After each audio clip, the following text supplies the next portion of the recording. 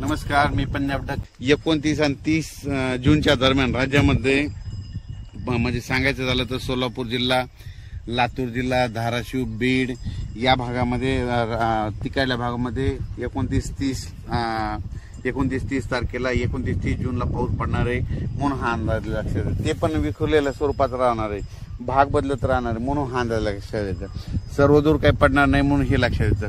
पण राज्यात मात्र सध्या तरी असा विखुरलेल्या स्वरूपातच पाऊस पडणार आहे आणि ते कोकणपट्टीचा मात्र ते पाऊस म्हणजे ते कोकणपट्टीचा आणि तसाच इकडं नाशिकडला ते पाऊस तसं चालूच राहणार आहे म्हणून हे लक्षात घ्यायचं.